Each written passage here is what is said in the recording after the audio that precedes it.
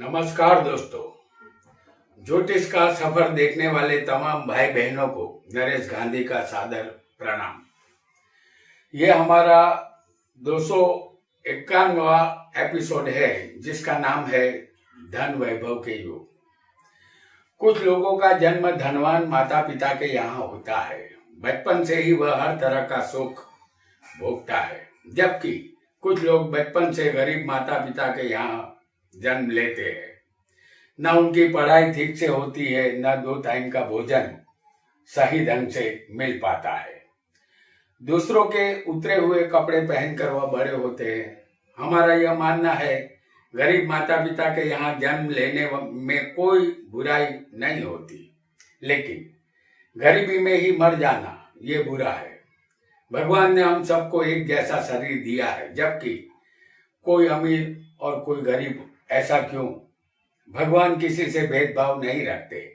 फिर यह अमीरी गरीबी का फर्क क्यों? इस सवाल का जवाब कर्म के सिद्धांत से हमें मिलेगा। कहते हैं जब तक कर्म फल पकता नहीं, हमें फल नहीं मिलता। हमने पूर्व जन्म में अच्छे कर्म किए हो तो इस जन्म में हमें सुख मिलता है, और हमारे पुण्य कर्म ऊपर वाले के बही खाते में नहीं बोलते तो हमें गरीब माता पिता के यहाँ जन्म लेना पड़ता है।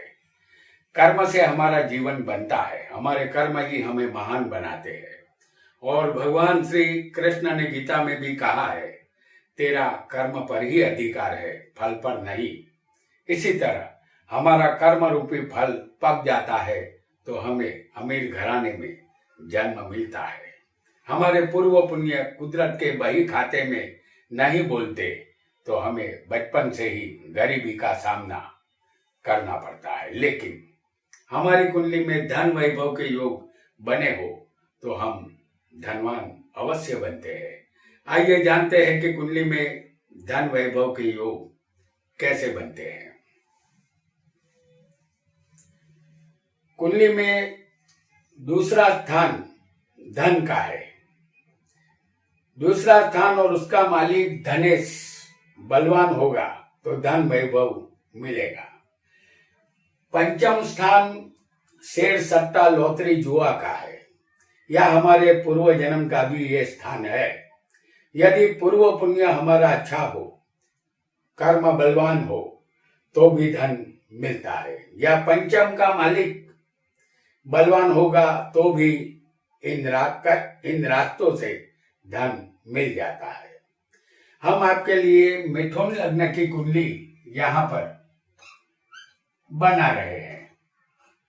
इस कुंडली में धन के मालिक बनेंगे चंद्र, और पंचम इस मिथुन लग्न की कुंडली में जो हमने यहाँ प्रस्तुत की है। और आपकी कुंडली में कोई भी लग्न यहाँ हो सकता है। आपको सिर्फ स्थान याद रखना है और उस स्थान के मालिक को याद रखना है। धनेश और पंचमेश का संबंध होगा दोनों का, तो जातक धन पाकर वैभवी जीवन गुजारता है। इस मिथुन लग्न की कुंडली में धनेश चंद्र है, जो हम आपको पंचम में दिखाएंगे। धन का मालिक चंद्र है जो पंचम में है, और पंचमेश यहाँ शुक्र है जो धन में बैठा होगा।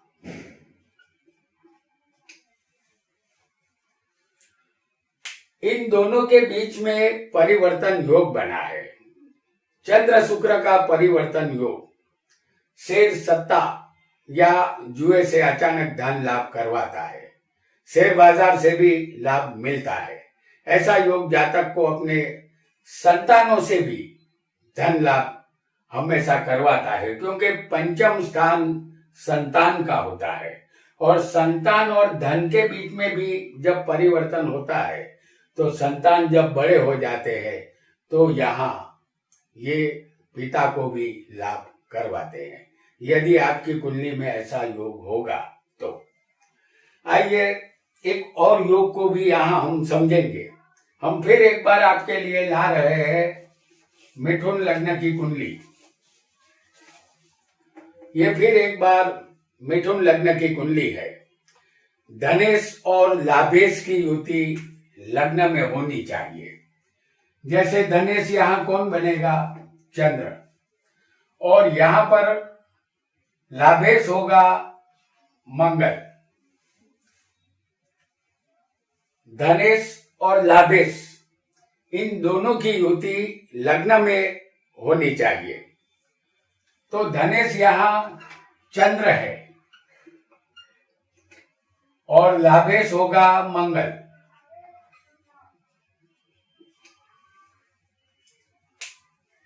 तो धनेश और लाभेश की युति लग्न में है चंद्र और मंगल की, और वैसे भी चंद्र मंगल को लक्ष्मी योग कहते हैं। तो इन दोनों की युति लग्न में होनी चाहिए। आपकी कुंडली में धनेश और लाभेश की कोई भी ग्रह चाहे वो बन रहे हो, धनेश और लाभेश, लेकिन इन दोनों के मालिकों की युति सिर्फ लग्न में होनी चाहिए। इस कुंडली में धनेश चंद्र है और लाभेश मंगल है। यह दोनों लग्न में यहाँ बैठे हुए होने चाहिए। यदि ऐसा योग आपकी कुंडली में बनेगा तो आप अति धनवान बनेंगे। वह सब कुछ आपको मिलेगा जिसके लिए लोग सपने देखते हैं। आप निसंदेह धनवान यहाँ बनेंगे। यह तब होगा जब आपको धनेश या लाभेश की दशा, अंतरदशा आएगी, तब उस समय आप धनवान बन पाएंगे। आइए यहाँ पर एक और योग को भी हम समझेंगे जो धन वैभव देने वाला होता है। तो एक और योग को भी जानेंगे जो आपका, समझ लीजिए कि आपका कोई गया हुआ धन हो जो आपने गवा दिया हो और आपको वापस दिलवाने का योग एक ऐसा ऐलान करता है कि आपका धन, आपको गया हुआ धन जो वापस मिलेगा। और वह योग है सप्तमेश चंद्र हो और चंद्र धन स्थान में अकेला बैठा हो। ऐसा योग मकर लग्न की कुंडली में ही बनेगा। जैसे ये मकर लग्न की कुंडली है तो यहाँ सप्तमेश कौन बनेगा? चंद्र बनेगा। और चंद्र यहाँ कुंभ राशि में बिल्कुल अकेला और तन्हा बैठा होगा। मकर लग्न की इस कुंडली में सप्तमेश चंद्र बनता है जो दूसरे धन स्थान में बिल्कुल अकेला बैठा है। यदि ऐसा योग आपकी कुंडली में होगा तो आपका कितना भी धन क्यों न चला गया हो, वापस मिल जाता है और आप पुनः एक बार धनवान बन सकते हैं। आइए एक और योग को भी यहाँ पर हम समझने का प्रयत्न करेंगे। धनेश और लाभेश की युति किसी भी स्थान में हो और इस युति के साथ 12वें का मालिक भी बैठा हो, मान न मान मैं तेरा मेहमान की तरह, तो आपको ये बात समझनी होगी कि इस तरह 12वें का मालिक भी अगर आपके साथ आ जाएगा, मान न मान मैं तेरा मेहमान की तरह, तो आपके पास धन की कमी रहेगी, धन आपको कम मिलेगा। यहाँ हम मेष लग्न की कुंडली प्रस्तुत कर रहे हैं। तो 12वें के मालिक यहाँ पर बनते हैं गुरु और इस कुंडली में धनेश होगा शुक्र।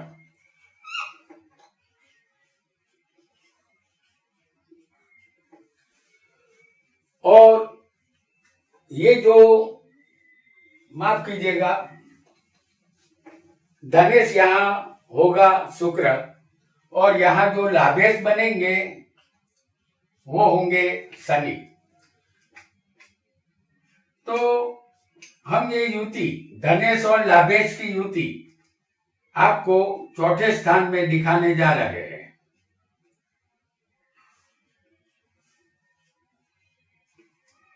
तो ये धनेश और लाभेश की युति हम आपको चौथे स्थान में दिखा रहे हैं। ये किसी भी स्थान में आपको हो सकती है। तो ऐसी युति के साथ अगर 12वां स्थान जो व्यय स्थान होता है उसके मालिक गुरु भी यहां मौजूद होंगे। धनेश और लाभेश जो शुक्र शनि है और 12वें के मालिक गुरु है जो व्ययस है, यानी व्ययस यानी ये खर्च के मालिक हुए। तो उनकी तीनों की युति किसी भी स्थान में अगर आपकी कुंडली में बनेगी तो ये 12वें के मालिक को बिन बुलाया मेहमान ही कहेंगे।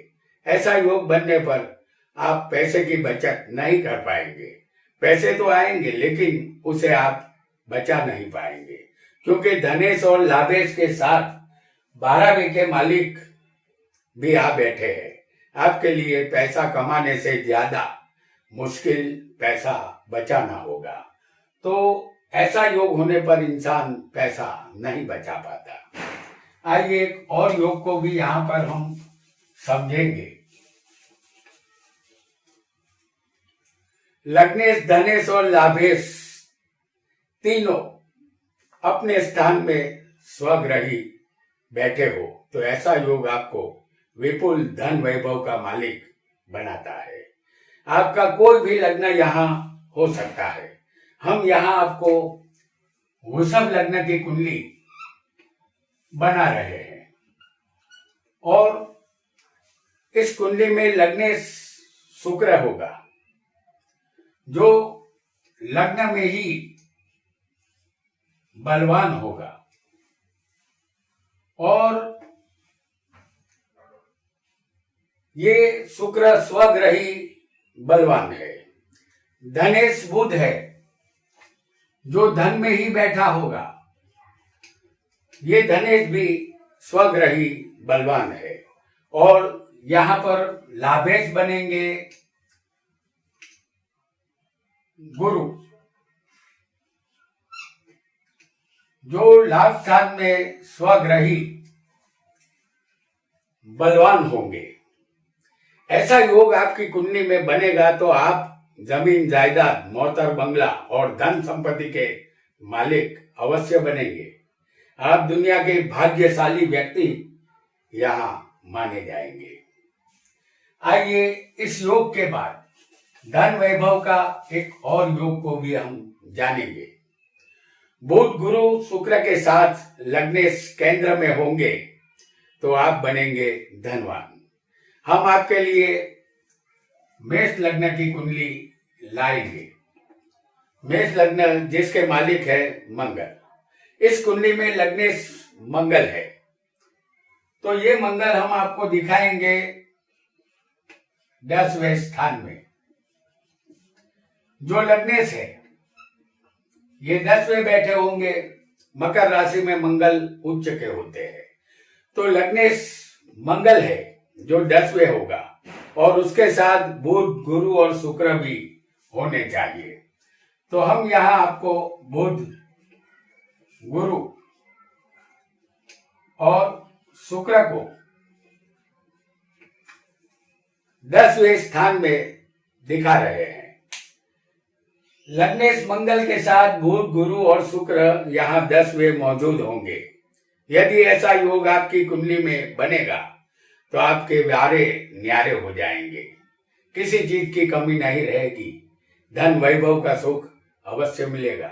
जिंदगी का लुत्फ आप उठा पाएंगे। आइए अब एक और योग को भी यहां पर हम समझेंगे।